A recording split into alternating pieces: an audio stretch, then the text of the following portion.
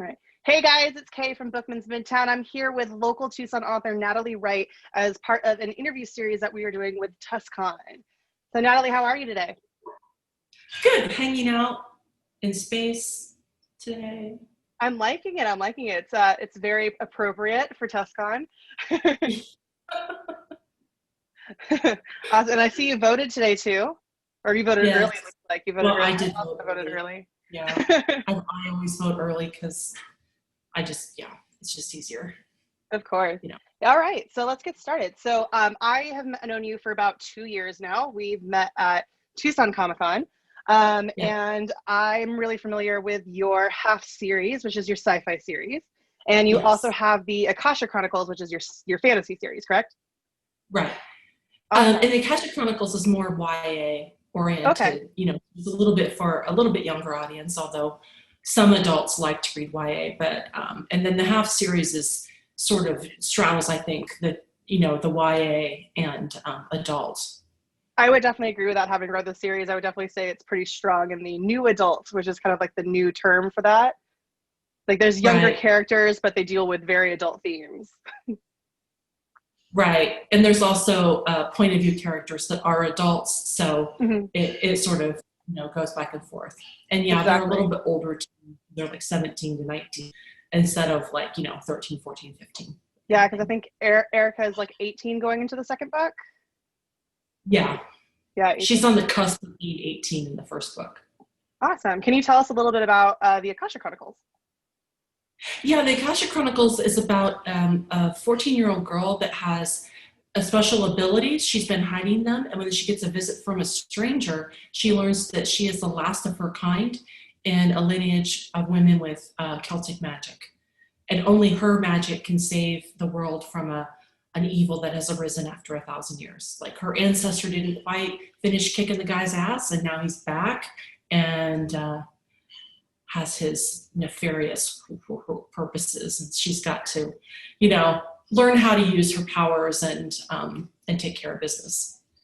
Yeah, so that's the first book in a nutshell. It's a classic hero quest. She's got to go, meet her mentor, obtain her magical object, and it was kind of in response to, at the time I started writing it, which was 12 years ago. I can't believe it was that long ago. I'm getting freaking old, but anyway, it was sort of in response to that, my love of things like Star Wars and Harry Potter and these hero stories, but they were, at the time that I started writing them, they were mainly boys or young men that were doing the hero questing. So I was like, what if a girl in a modern times, so it's modern. She's a Chicago suburb, and she gets this this call to arms kind of thing. So that was sort of the inspiration for that. That sounds really fun. I'm definitely gonna want this. Yeah, it's funny because I self-published that one, and and then I put it up on Wattpad, and then they asked to feature it, which was weird. It was like, in the book world, readers may not know this, but hardly anything happens for free. Okay, so you pretty much have to pay for all promotion, right? And so when someone comes along and says for free, hey, I want to feature it, I was like, what's the catch? But there was no catch anyway. Point is, it's been read over 2 million times on Wattpad, so which is pretty cool. So people, like, when I go to Comic-Cons, often they'll recognize that cover because lots of folks have read it over the years. But it sort of had, at the time that I was writing it, some editors, freelance editors, were like, well, the publishing houses aren't going to want this because no one wants a girl hero.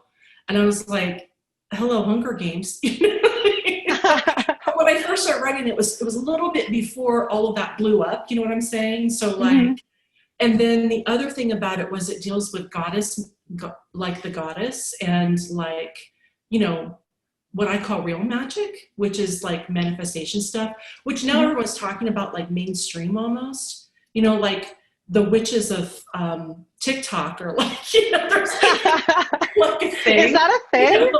But back in the day when I was writing this, it was like, that was not a thing, you know what I'm saying? So it's just kind of funny because now there's like renewed interest in some of those stories that, it was like, I was just sort of writing it straight from like my Celtic origin, my Celtic ancestry, my sort of like my own magical thinking, and it was just sort of like from my heart. And anyway, there you go. Oh, I love that. So you said that the Akasha Chronicles is based in Chicago. So with the half series, I have the books like right here. Yeah. For the half series, you base those in Arizona. And you're a native Tucson or native Arizonan? I'm not. I've lived here Okay. Since '94, so I'm originally from Ohio. But and actually, the series I'm working on right now, it's just an epic fantasy. It's set in a desert on another world, but I feel very comfortable in the desert, and I feel like I tend like part of half is in Arizona, part of it's on another planet, two other planets, and part of it is in New Mexico. And I spent a lot of time in New Mexico, so it's a little bit easier in a way to write in a place from the perspective of a place you're very familiar with. So and it's interesting because the half series, I have a readership in New Zealand and Australia for that series, and like some of the New Zealand people, they're like, to them or to people in Europe, like Arizona is like another planet. It's like a fantasy setting because it's so unusual compared to a lot of the world. So that's kind of fun where I get people saying, "Oh my gosh, this is so exotic." But for us, I have like the familiarity of like the desert and being from Arizona, so I was very comfortable in that setting, reading these characters interact with each other. I'm like, oh, it's the desert. I got that. It's cold sometimes. It's hot the other time. Right, exactly. Yeah, no, I love that. So you said your new series is an epic fantasy. Would you say that you prefer to write fantasy other than sci-fi? I really go back and forth with both. And I'm not a person who only likes like sci-fi or only likes fantasy. Like, give it all to me. Okay, I want Lord of the Rings. I want Game of Thrones. I want Star Trek. I want Star Wars. I love it all. Just dragons or lightsabers, either way, spaceships or, like horses, it's good. It's all good. So I tend to go back and forth. But sci-fi, one of the problems with sci-fi is you have to be like scientific. and sometimes, like I've just been in a mode where I've had this idea that I'm working on for a long time.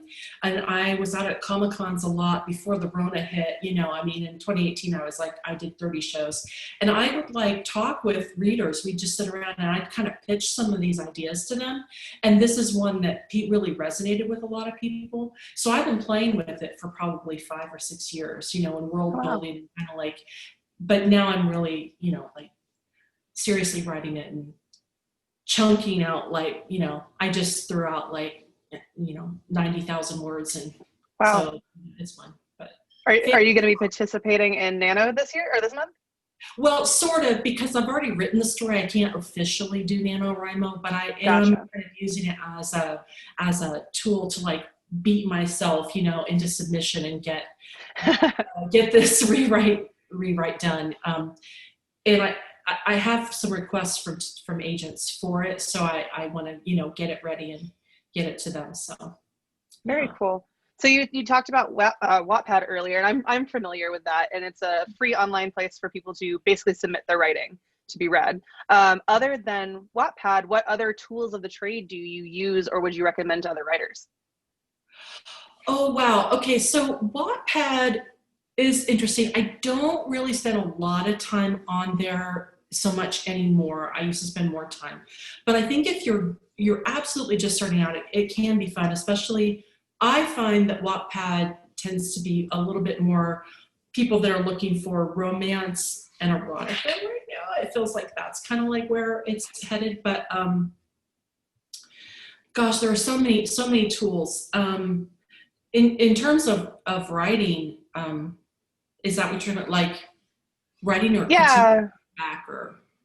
Pretty much anything. Like what do you use? What do you use? Word documents? Do you use a specific app for that? For just writing first drafts? Yeah, I really love technology, but all the technology I've tried for writing doesn't really, for me, I find that it just is a time suck rather than a help.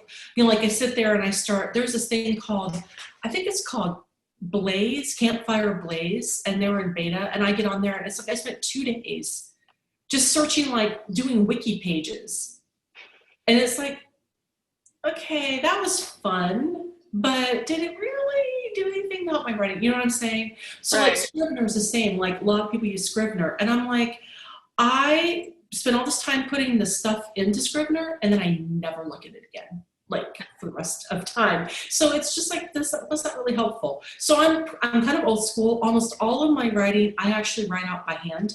So you know, I'm more creative, and I think studies show that, you know, you're more creative when you're writing than typing.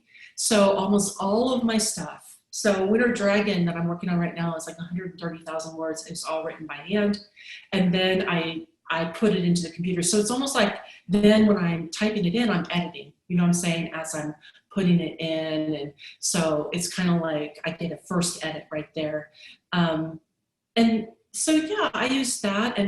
But what I do is like I love to create Pinterest boards for things. So, and that's like kind of what Scrivener and Campfire Blaze do in terms of like trying to get pictures of your characters. And for me, it's just like this great visual board then that I can go to and refer to for things like what are they wearing, like their costumes. It's almost like a lookbook for the book, but it's on Pinterest.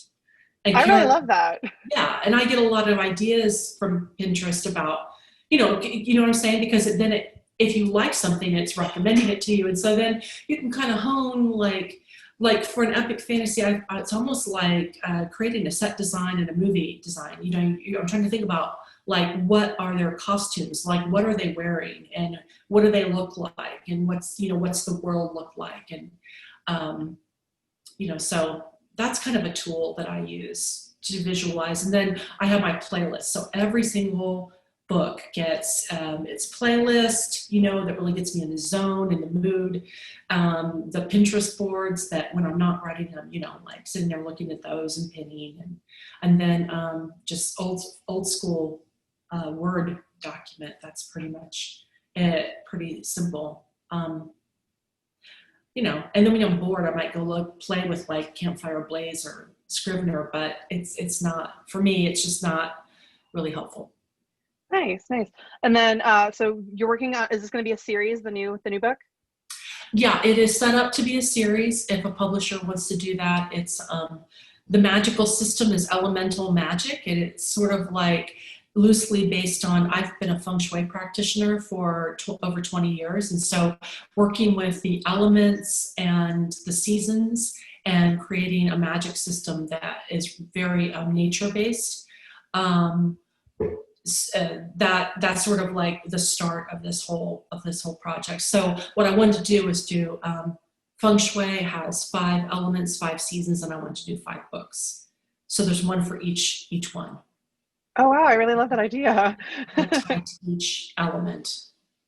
I love that. That it's a whole, and so it'd be like a cycle. Well, yeah. That's really cool. You have to do like really like cool covers for all of them. Yeah, I hope so. But this being your 3rd series, now that you're getting into your 3rd series, you know, you've been writing for a very long time. What is advice that you would give people just getting started, or people who are looking into getting published? What kind of advice would you give them? Yeah, there are things I wish I had done when I first started. One is I didn't plan to start writing. I was in my 40s and I just had this idea, just like pop in there, and I just like, you know, went and started writing. And that's fine, but I look back and I wish I had really played with genres a lot more and just written a lot more short things and played around, like dabbled in horror, dabbled in romance, dabbled in historical fiction, whatever. And just really do a lot more short story writing. I have been writing more short stories in the past year, which I hadn't ever written, which is weird. Like I've written like 750,000 words, but not any short. It was all like long form. And so I recommend that to people, that just write a ton and write in all kinds of genres. And of course, read, which all writers say that, but it's really true. You know, good words in, good words out. You really do have to read widely, but also read in your genre a lot, because genre expectations are important.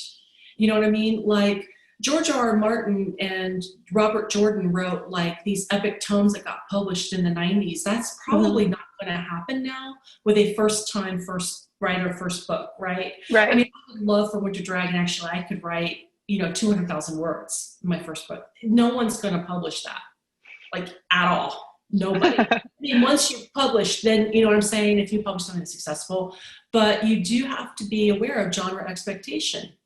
Harry Potter, the first book, do you know how damn long it takes him to like get to the inciting incident? It's like, it's freaking forever. It is a really long time.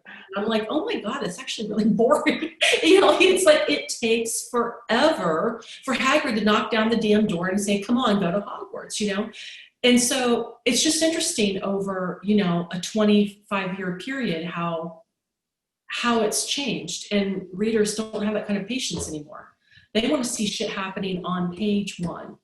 And so if you're new to writing, and you plan to publish or get published, it's really important to be reading what's currently being published as well as the old classics. So what reader expectations are now. And the reader expectations now are quite different than they were even 10 years ago. So, you have to keep up on that. I love that. That's really good advice. But speaking of the genre reading that you are doing, who are you reading right now? Well, I'm trying to read like a whole bunch of things, but between the Rona and, the election and all that's going on, I don't know if other people are having this, but I can't focus for shit. So I definitely have that problem. Yeah, I'm reading, but okay, so I've been reading the Wheel of Time series for like 5 years, and I think I'm on book 6 right now. So I continue to press on. So I'm reading that as an audiobook. I'm also reading The Priority of the Orange Tree by Samantha Shannon, which I love the cover. I bought it solely based on the cover and the first page. I'm finding it a little slow, but I'm trying to move through that. And I'm also reading Gideon the Ninth. These are all books that I love. 30 pages in, but I'm going to press on and hopefully get through it. So have you read any of those? I own the last 2. So I own the Samantha Shannon book, and then I own Gideon the Ninth, and then I want the new book that just came out like last week. And then I am rereading Wheel of Time. So I started 2 years ago. I'm only on book 2. That's how little time I've had.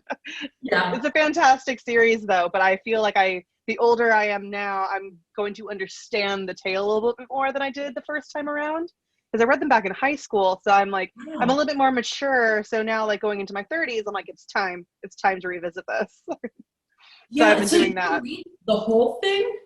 I think I got into to the book. I didn't finish it. I think I got to the book where he then passed, and then Brandon Sanderson took over. Okay. Yeah, so I think I can't remember how many books Sanderson ended up doing. I think it was the last 2 or 3.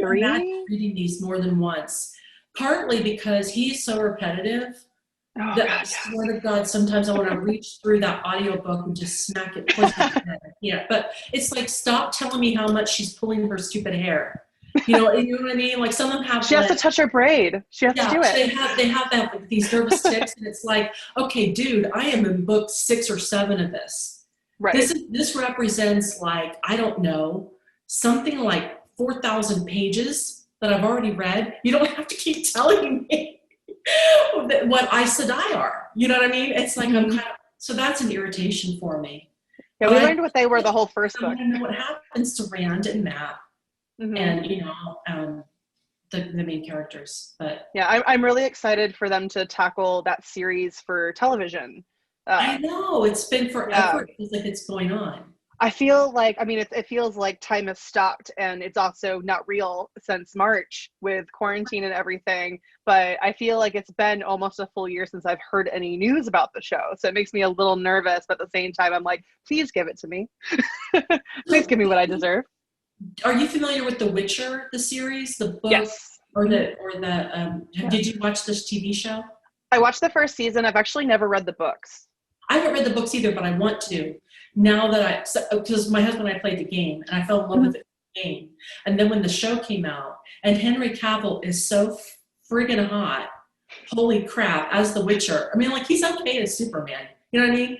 But he puts on his Witcher wig and his Witcher White costume. hair. And I'm like, major crush on Henry Cavill now. Oh yeah. I definitely agree with that. That white hair is just something different that I like. Yeah, and then when he's using his powers, his eyes get all freaky, and I'm like, yes, please, more of that. He's also, I follow him on Instagram, and he's like looks like a really decent human being. And he's got a British accent. What the hell? Like, he's beautiful, and he's got a great accent. It's not fair. Anyway, he's fair. Yeah, I love The Witcher. For fantasy, that is a really great series, and I'm looking. They're filming that. I think they just wrapped. Yeah, I think they just finished the second season. So that's where, like, the Wheel of Time. Like, I know there's the plague happening, but like, some people are producing things, so it makes me a little concerned that they're not really getting the money, or they're not really in production yet, since other people are doing things. Yeah, it's all really confusing how things are happening right now. Yeah. For sure. So we have the Akasha Chronicles, we have the Half Trilogy, we have the new series, and you have a podcast as well? Yes, it's the Tipsy Nerds Book Club. Ooh. It sounds like something I should definitely be on. So we started it last year. We've been on hiatus for a while for various reasons we don't need to get into, but we will be back. We started by reading the top sci-fi and fantasy books as voted on by NPR listeners, and then we create a cocktail for the book, and then we get drunk. We drink the cocktail. We don't get drunk every time, but anyway, we drink the cocktail, and then we talk about the book. And so we're probably, when we come back, we're going to loosen it up a little bit and talk not only about books, but also about series. And also, that NPR list was very old school white male, heavy, you know what I'm saying? And a lot of older things. And so we would like to, when we read, be able, not be so constrained by that list, because there's a lot of cool newer stuff we want to read. So, but yeah, it's kind of like drunk history, but for book nerds. I love that. I absolutely love that. That sounds exactly down my aisle. And then we have guest authors, so people like Dorinda Jones, Hugh Howey have been on the show, and some others. Those are two that come to my top of my head. And they drink with us, like that's amazing. Or a cocktail. So that is super fun, and we have guest hosts that come on too. So that's very cool. Is there anything else coming down the pipeline? That is pretty much it right now. Working on some short stories, which I give those to my email list readers. So if people want to join my email list, they can get that. They're always the first to get new stories or to hear about what's going on. But yeah, like most people right now, I'm just trying to stay healthy and stay safe in this really ridiculous year, and escape to my fantasy world. And and hopefully that sounds pretty ideal. I would also like to do that. We can't always do that, but my goal is to, as the stuff I'm putting out, I'm not going to write about any of this crap going on, because my goal is to help people through their reading time with me. I want them, my books, I think, are thought-provoking, but I don't necessarily want, I don't get political or anything like that. I want to give people an opportunity to take a ride that's an escape away from their everyday life. That sounds amazing. I love that. That's exactly why a lot of us read, right? Yes. It's to get away from the real world. Well, I want you to make me think, if you're, I want books to make me think, but I don't want to be reminded of the crap that's going on in the world. The real stuff that I'm dealing with right now. I don't want to be reminded of that. Yeah. Well, I really appreciate us talking, because it's been a while since we've actually sat down and had a conversation together. Where can everyone find you on social media? Yeah, so generally it's at Natalie Wright, author, or at Natalie Wright _, and my website is nataliewrightauthor.com. So it's most of it is, if you just type in my name, Natalie Wright, you can find me. I'm most active on Twitter and Instagram, so not so much on Facebook these days, but yeah, I'm on Twitter and Instagram a lot more than I should be. And Pinterest, I love to pin, so if you want to see what my pins are about, you can even go to Pinterest and you'll get a visual idea of that. So awesome. Well, that's great. I loved it. It was good seeing you.